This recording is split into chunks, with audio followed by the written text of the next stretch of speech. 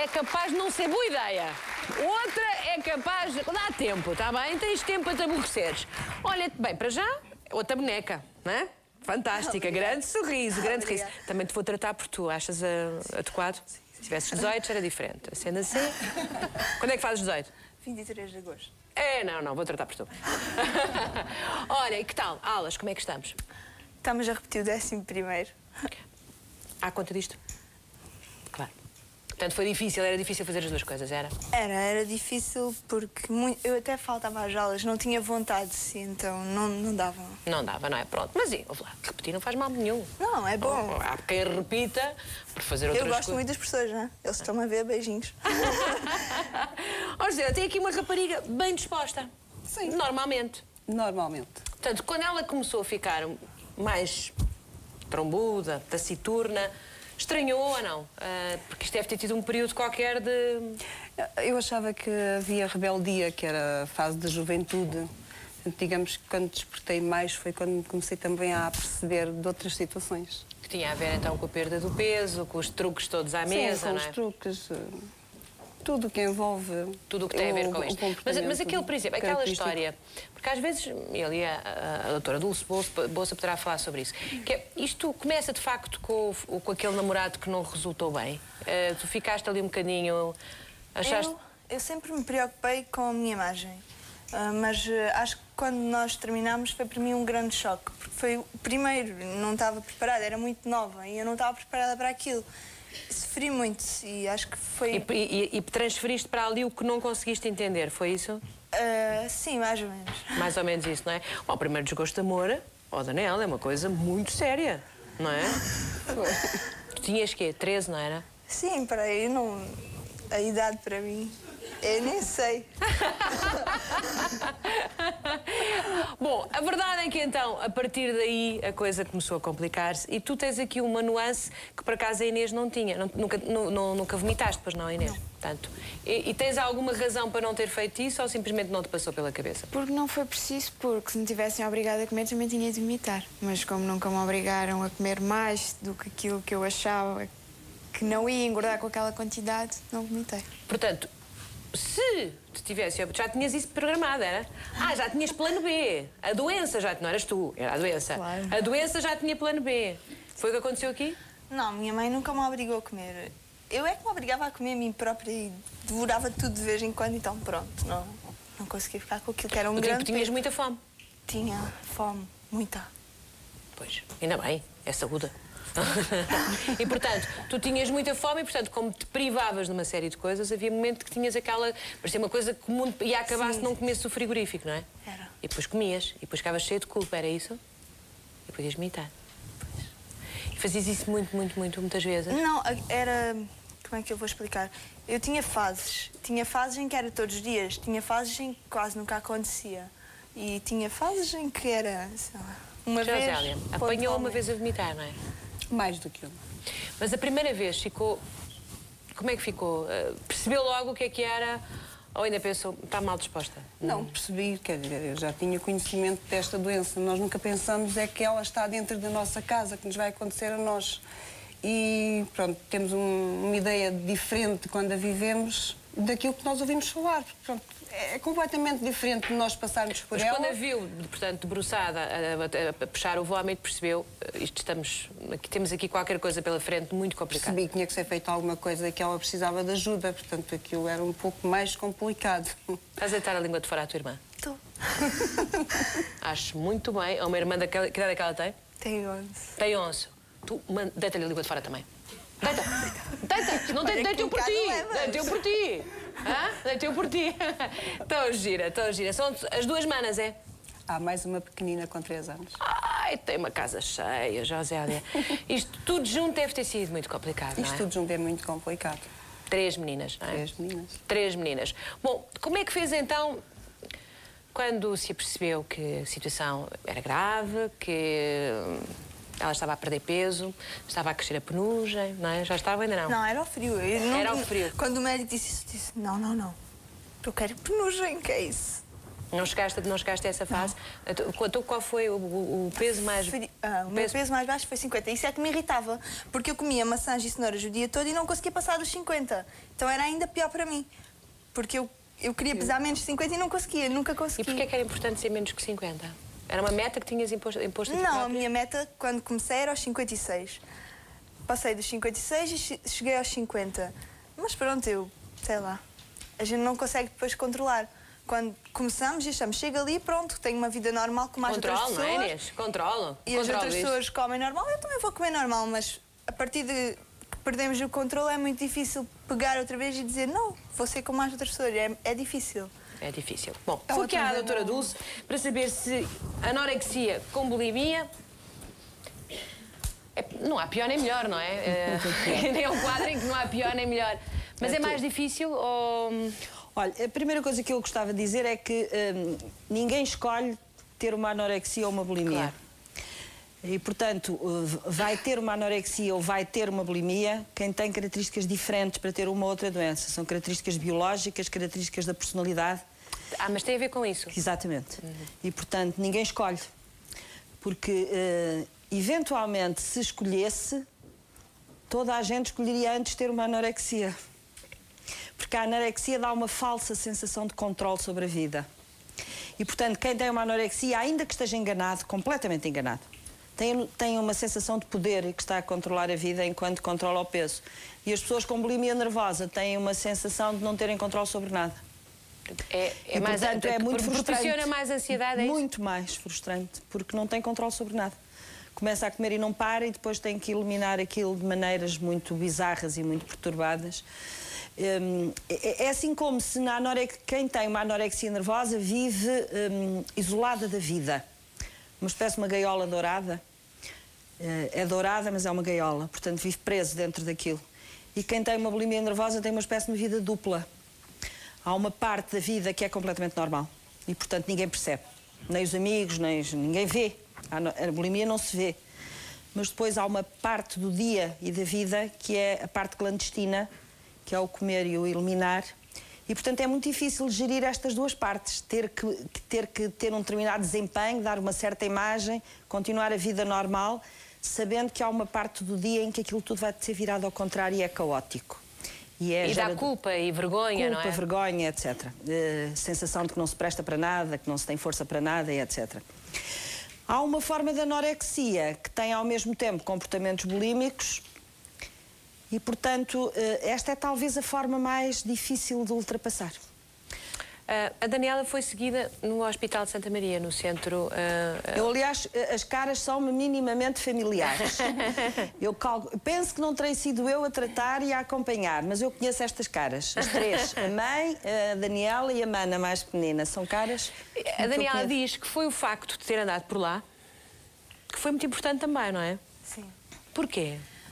Porque quando me disseram que eu ia ter penugem em sítios que não ia ter, eu disse que eu não queria ter penugem. Mas isso não é a maneira de tratar. não é aí que está o clique, não é? Não é aí que está o clique. Não, nem sei em que contexto é que isso foi dito, mas isso não é maneira de tratar, né? Não se trata ninguém a meter medo. Bom, agora, provavelmente, isso fez parte de um outro contexto. De informação do que é que ia acontecer. De alguém que terá explicado, tentado obter a aderência dela e a colaboração e não conseguiu. Mas já agora explique porque é que isso acontece. Porque é que estes corpos que estão sem alimento, é uma defesa do próprio organismo, porque o organismo fica desnutrido, o metabolismo fica muito baixo e o nosso metabolismo alimentar também serve, entre muitas coisas. A alimentação é uma coisa sagrada. E, portanto, serve para muita coisa. Para o nosso bem-estar, para o nosso humor, para controlar a ansiedade, para nos dar energia, para nos dar força. A alimentação serve para tudo isto. É muito importante a alimentação. Quando uma pessoa começa a ficar desnutrida, e uma das funções da alimentação é guardar, reter o calor corporal, a temperatura corporal. Quando as pessoas começam a ficar desnutridas, começam a ter muito frio. Ela falou disso. E, portanto, o próprio organismo, como defesa, desenvolve essa penugem toda para guardar o calor. Cria pelos, para ajudar ao conforto do corpo. E julgo que ficam, em algumas situações muito graves, é a mesma situação, são muito visíveis, não é? É uma coisa que se chama lanugo, que é assim uma penugem pelo corpo todo. Nos casos é clarinha, noutros casos é mais escura, nota-se mais quando os pelinhos são mais escuros. Mas isso, pelos vistos, no caso da Daniela, pelos vistos, a possibilidade deixou um bocadinho apoquentada. Pois. Mas esses pelos que se desenvolvem durante o estado de desnutrição desaparecem completamente com o tratamento e com a recuperação do peso e com a recuperação alimentar. Desaparece completamente. Pronto, então, está esclarecido. Portanto, muito frio, grande desconforto e uma grande tristeza. Sim. E, portanto, deixaste-te relacionar com os teus amigos, foi isso? Foi. E com as pessoas todas, não é? É muito comum, tanto quanto julgo saber, que as outras pessoas, não é só os pais às vezes não percebem, mesmo os amigos e as pessoas da mesma idade não entendem muito bem o que é que se está a passar. Não, eu acho que também não há muita tentativa, porque quando nós nos afastamos das pessoas, eu acho que é automático que elas também se afastem um bocado. E então quando damos por nós estamos sozinhos e sem ninguém, seus pais. Eu percebi muito isso, que os meus pais, o meu namorado e pouco mais, ficamos um bocado sozinhos nas alturas difíceis. Eu acho que isso foi uma das coisas que eu aprendi melhor e que me fez crescer muito, perceber que sei que tem aquelas coisas para contar e as outras nunca se sabe bem o que é que está ali. Mas havia um namorado. Ainda há. Ai, que bom! Isso acho muito bem. Porque às vezes as relações não aguentam este e outro tipo de doenças. Ele ajudou muito. Porque às vezes os namorados não... Os namorados e as namoradas, quando é ao contrário. Quando há um problema, nem é preciso ser uma doença tão grave quanto esta, não estão para isso, não é? E desaparecem. Isso emocionalmente ainda deixa as pessoas mais abatidas. É verdade. Vou aqui à tua mãe agora. Força. E lá em casa, como é que foi, Josélia? Policiamento. Policiamento. Muito discreto, mas tentando controlar tudo, desde o balde do lixo, frigorífico, à mesa ela não vinha, não é? Eu via a apanhar uma cenoura, a apanhar uma maçã, ia para o quarto, ia para em frente ao computador, mas as refeições não havia. Deixaste mesmo de fazer refeições em família?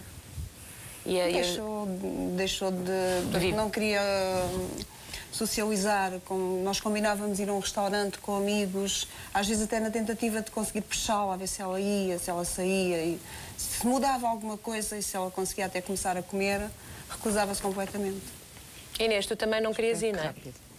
E à conta disso os teus pais deixaram de estar com as outras pessoas?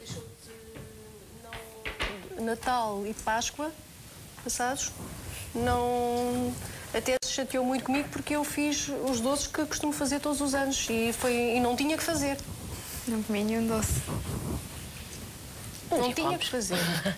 Não tinha que fazer porque não havia motivo para fazer. Mas mete confusão, aliás, a pergunta é para as duas. Mete-vos confusão ver muitos alimentos expostos? Isso aflige-vos ou... Agora já não. Não. Mas antes sim? Porque eu tinha que os comer todos. Pois, tu tinhas esse problema, não é? Tu não tinhas esta compulsão de qualquer coisa... Não. Portanto, e metia-vos confusão que as outras pessoas comessem à vossa volta ou não? Não? A mim não. Não? A Inês sim. A mim sim, pronto, talvez como a minha mãe disse uma semana antes, dia 24 de Abril, fazia-me impressão porque eu não conseguia comer o que os meus colegas comiam e me tinha pena porque não era capaz. Já estava a tomar mais consciência das coisas. E estavas a perder algum prazer, é isso? Sim. Porque isto é muito um bocadinho... os alimentos dão prazer, não é, doutora? Claro. E, portanto, isto é um bocadinho a inibição do prazer. Ou não? No caso da bulimia, não. Mas o sofrimento é igual para os dois lados. No caso da bulimia, a pessoa sabe que pode comer tudo o que lhe apetecer, só que a seguir não guarda. E, portanto, é um prazer que é um prazer rápido, imediato, impulsivo, e a seguir é tudo eliminado. No caso da anorexia nervosa, faz muita aflição ver muita comida, porque a vontade de comer existe, mas há uma ordem que vem dentro da cabeça que diz não podes comer. E, portanto, é horrível ver uma mesa posta cheia de doces e de coisas boas. E o que é que deve fazer uma família nessas circunstâncias? Fazer os doces de Natal como fez a Aida ou não?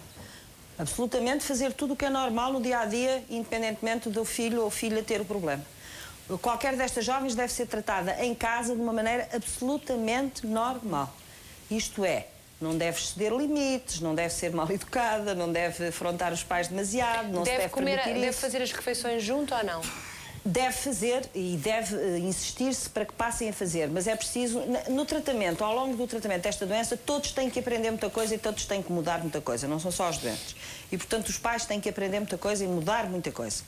E, portanto, devem-se fazer refeições conjuntas, mas os pais não devem estar a pressionar com os olhos em cima do prato de comida a ver se comeu ou não comeu. O que também é muito difícil conseguir isso dos pais. Oh, Aida, estou a sentir um ar culpado. Muitas vezes, por acaso, nós à mesa ficamos frente a frente. E ela, mas para que é que tu estás sempre a olhar para o meu prato? Agora já consegui ultrapassar isso. Porque eu não fazia por mal, mas não conseguia deixar de olhar para o prato dela. Josélia, como é que faz? É a mesma coisa? Sim, basicamente é. Eu comecei por pedir à Daniela para se sentar à mesa connosco, mesmo que ela não fizesse a refeição e que não quisesse comer. Para não perder o hábito, não é? Até podia não ter prato, mas que nos fizesse companhia a nós. E ela... Aceitou. Começámos por aí e ela aceitou. Depois acabou por começar também a ir comendo, também com a ajuda dos tratamentos, não é? Aliás, os tratamentos, há aqui umas nuances no tratamento da Daniela que eu nunca tinha ouvido falar. Que é, além de ser seguida pela equipa de Santa Maria, não é? Exatamente. Posto aqui em algum momento a possibilidade do internamento? Já há bocadinho se falou ali no caso da Inês, que ela esteve quase a ser internada. Sim. E o que é que significa isto, o internamento? Alguém vos explicou? Portanto, no caso da Inês, penso que aquilo que a doutora, que isso na primeira consulta não foi falado quando se começou a ver alguma melhoria, que a doutora falou, que não a internou da primeira vez que a viu, porque viu que ainda havia uma réstia de vontade de mudar algo. Portanto, não foi uma menina que chegasse lá naquela, tanto me faz como se me fez. Embora a doutora diga que o sofrer estava-lhe a dar prazer. Vou aqui então... houve internamento no teu caso, Daniela? Não. O que é que significa este internar? É importante, em algum contexto mais grave, separar os doentes da família, é isso? Não. Eu acho que isso nunca é o importante. Então. Nem é nunca isso que resolve a situação. O internamento é uma estratégia terapêutica de limite, de fim de linha. Só se interna quando as pessoas estão muito mal, quando a saúde está em risco grave, porque há risco grave nestas doenças. Risco grave que pode provocar a morte súbita. Falência cardíaca, não é? Exatamente, arritmias, falência cardíaca, da perda de potássio, no caso da bulimia nervosa, que pode levar às questões de arritmias e paragem cardíaca, hipoglicémias graves, que não revertem, enfim, várias situações que podem pôr a vida em risco. O internamento processa-se quando se tentou primeiro o tratamento em consulta, e é sempre em consulta que as doentes devem ser tratadas, e ao fim de um tempo não se teve nenhum sucesso e houve um agravamento da situação. Então é preciso haver uma intervenção mais intensiva e, portanto, propõe-se o internamento. No caso da bulimia nervosa, raramente é necessário o internamento porque não é útil. Porque na bulimia nervosa o que é importante é mudar os hábitos e aceitar iniciar uma nova estratégia alimentar e de hábitos alimentares e parar. O que é importante da bulimia nervosa é parar os comportamentos purgativos, é deixar de vomitar. Não é, como os doentes costumam dizer, que o mais importante é deixar de comer demais. O que os doentes querem é não comer tanto. E dizem, as crises compulsivas é que me perturbam. E, portanto, o que os doentes querem é acabar com as crises compulsivas. As crises compulsivas só se acabam quando a pessoa deixar de vomitar. Portanto, o mais difícil é o que é preciso começar por aí. Quando isto não é possível parar com as manobras purgativas, às vezes é preciso internar durante uns dias, pouco tempo, uma semana ou duas, que é para parar com as manobras. E, no fundo, repor algum equilíbrio... Só. Muito bem. No caso aqui, acho que é da Daniela, portanto, a Inês fez acupuntura, a Daniela fez hipnoterapia. Hipnopsicoterapia. É assim que se diz? Hipnopsicoterapia. Então, e o que é isto? Conta-me lá. Isso, eu nem sei bem, porque eu chegava lá, tomava um comprimido, deitava-me e dormia. Não sei o que é que ele me dizia, devia dizer, vais ter montes de fome, porque eu saía de lá e eu só me apetecia comer. E eu fiz 24 sessões com o Dr. Otávio Escolástico em Faro, e passado essas 24... Não, foram menos. Não, foram 24, mas passado antes disso já estavas...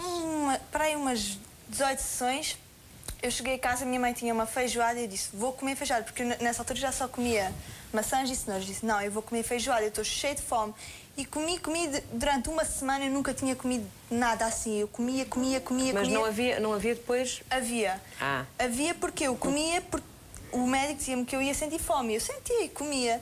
Mas também me sentia mal porque estava a comer e não conseguia controlar. Eu tinha conseguido controlar até ali e não conseguia compreender porque é que agora não consegues controlar. Mas passada essa semana, a minha mãe estava na varanda, eu lembro-me, eu fui conversar com ela e estávamos a dizer, ela disse, estou contente que tenhas conseguido. Eu desatei a chorar e disse-lhe, não mãe, eu não consegui, eu andava uma semana a vomitar, eu tenho as veias dos olhos todas arrebentadas e a boca em sangue.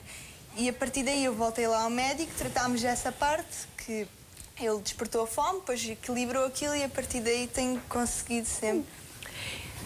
Doutora, isto é um caminho, ajuda como... Eu só posso falar daquilo que eu conheço e daquilo que eu sei fazer.